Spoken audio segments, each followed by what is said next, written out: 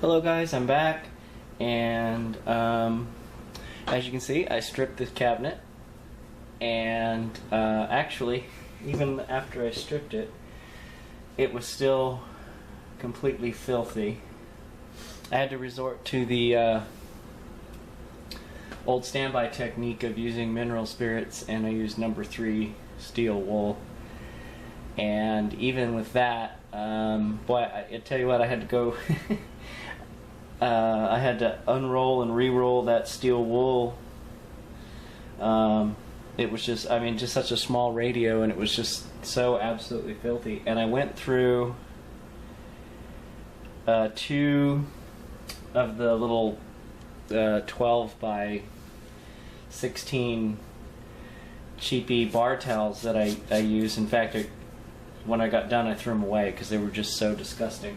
One of them was just completely black, and the second one I used was pretty bad, but by then it was pretty clean. And I had to stop anyway because all that liquid being on the radio for so long started softening up the birch, or I think that actually somebody told me they use poplar for this stuff. So I wanted to show you what it looked like after it got cleaned up. I'm particularly happy about the top. If you notice that this was 2 pieces of, actually you can see it's 2 pieces of veneer here, and they did a pretty good job matching them up. There's some nice patterns and such.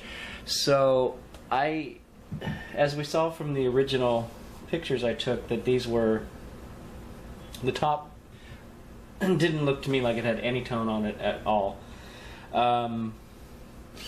The front grille here isn't veneered at all. It's just cheap wood. I'm assuming they would have done it a bit darker. Obviously this is going to need to be filled, but I'm going to use sanding sealer to fill it. I don't want to, because of this white line or this light line, I don't want to mess with trying to use grain filler, and I don't want to darken this wood because it's already pretty dark. Plus I don't want to affect whatever wood this is. I don't know what it is. It's really hard, and it also splits really easily. It's funny up close with these little holes in it. It looks kind of like, I don't know, it reminds me of cork flooring. Anyway, so what I think I'm going to do is, and we also know that the bottom line here is the extra dark walnut along with this line up here. And also I'll need the sanding sealer up here because, again, the wood underneath got kind of soft from the... I don't know if it was the mineral spirits or I used a citrus stripper so I could do it in the house. In fact, this thing still kind of stinks like oranges. I don't know. I've never really liked that citrus stripper very much, but like I said, since you can use it in the house, and I've used it on paint before, to get paint off with plastic. You see, there's still a little bit of crud in here. There's a really kind of a pain in the butt to get down in between these pores in here. I must have gone through about 100 Q-tips. But again, like I said, this was just absolutely filthy. I even cleaned along on the bottom. The other thing I did was I taped up I covered up the labels, and I put the blue painter's tape over it. Because I am going to lacquer those, but I was just afraid, especially with my hands going in and out of there.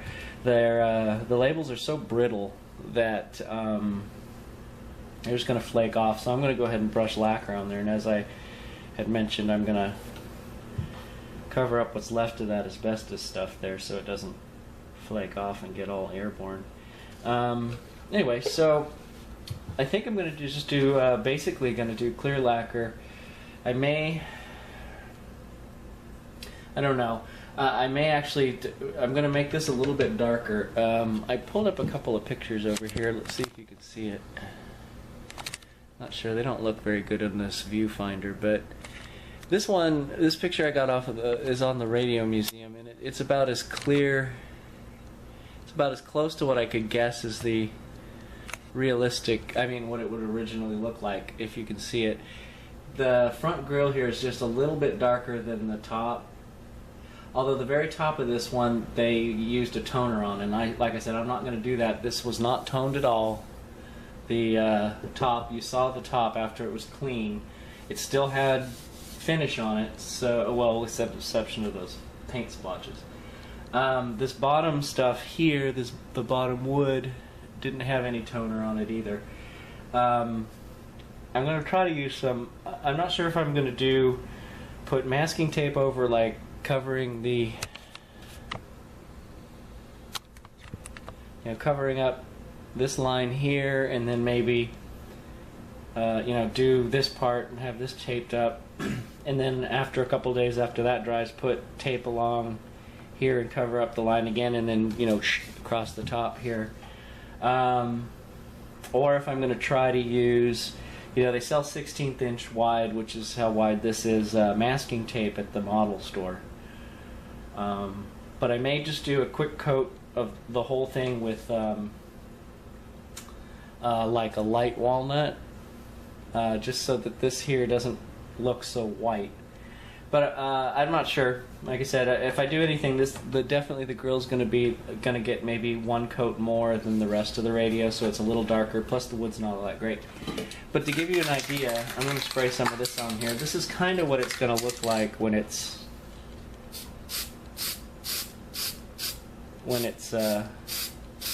finished. You can see that, and then on the top there. Hopefully you can see that, but I think I may just do clear, like I said. Maybe a little bit on the grill here, just to get it dark and cover up the fact that that's cheap wood. But I think that might look pretty good, just as it is. I mean, like I said, with just clear. So I guess we'll see. And gee, that stuff stinks. Anyway, so I think that's what I'm going to do on that. The other thing I'm going to do here with, yeah, it's pretty clean. The other thing I'm going to do here, when I redo the caps, I went ahead, I mean, the spray in here there's nothing I can do about that, but with the rest of these caps, let's see here.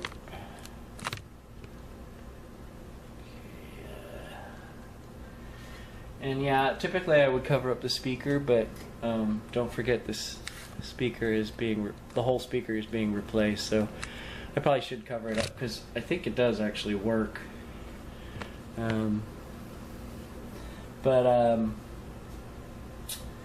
So what I did was I didn't want to use, this is probably going to have to be redone at some point, especially after I started looking at the the life expectancy of the little yellow caps that we use frequently. These ones here, they're only 500 hours.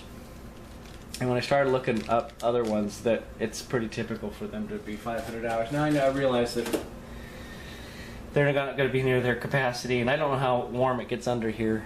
I guess we'll find out. I can't imagine it gets warm enough for them to justify really having that piece of asbestos across the bottom. I mean, it seems kind of weird. I've got a wooden radio, an RCA that's got a ballast resistor in it, and it doesn't have any shielding, and the very top of that radio gets hot as heck, so I don't know. Excuse me.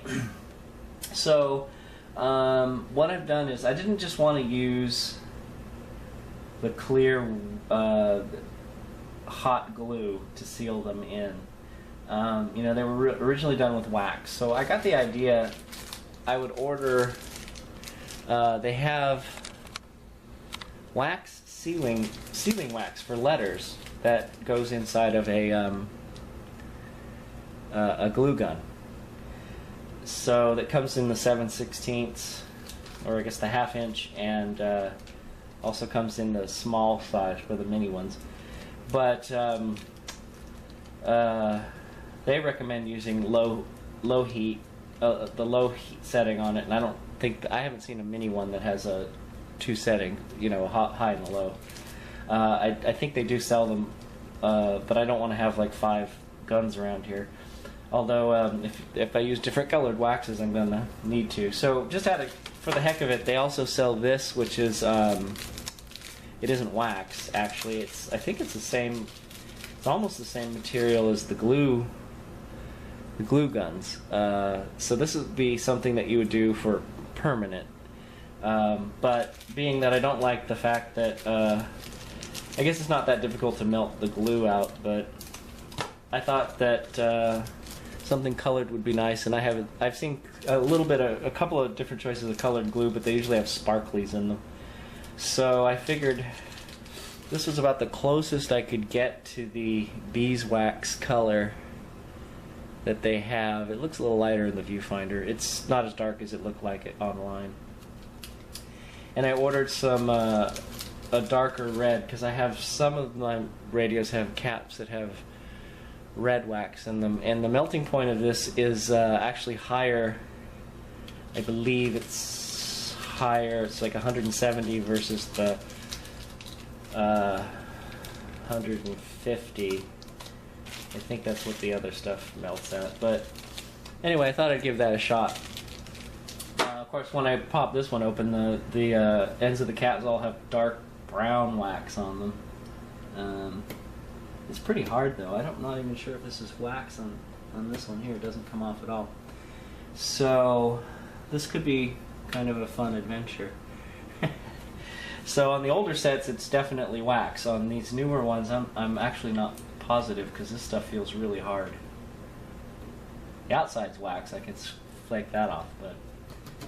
So anyway, another thing I'm going to do is I got to contact Radio Days to find out if the dials that they were doing, they have dials like these that were plastic, and you know, they look cheap. So I don't know if any of you have been astute or not, but you know, beauty of me.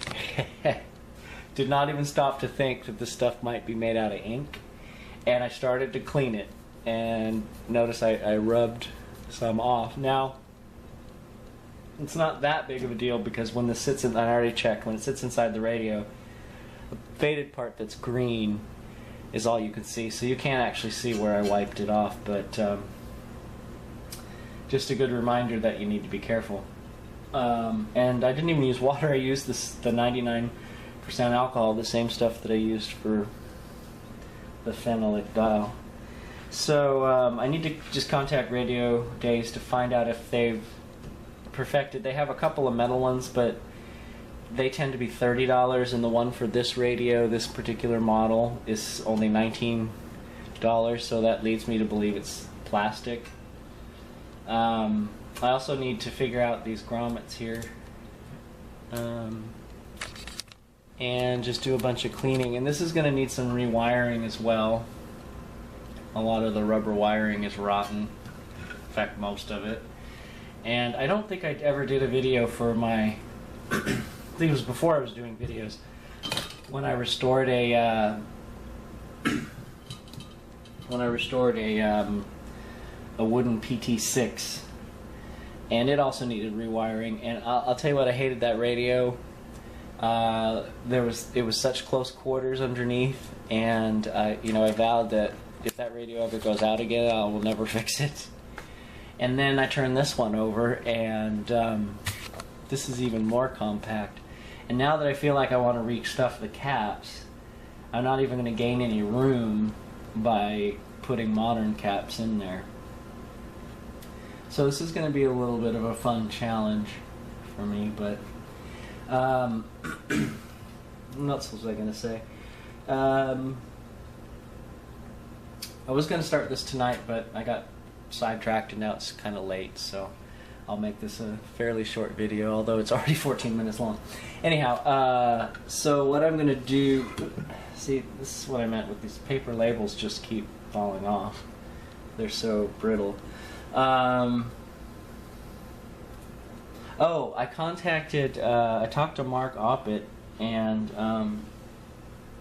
I found out that his supplier of the phenolic that he was using for the dials, he didn't actually say they went out of business. I'm going to assume they went out of business or they quit carrying phenolic, but that's why if you go to his site and like 90% of his dials are sold out. So that was a bummer. He needs to find another supplier of it. But while I was talking to him, I happened to discuss the 3812, and although it did cost $22, he actually has the exact replacement part, and so I have that on the way. So when I get back to as soon as that shows up, we'll get back to 3812. So I guess tomorrow and this weekend, I just talked to him the other day, so I'm actually not expecting to see that control before the weekend. So I guess I'll start recapping and rewiring this one, and then I'll have to go ahead and, like I said, I got to figure out these grommets so this thing will stop shaking. The dial, by the way, does not.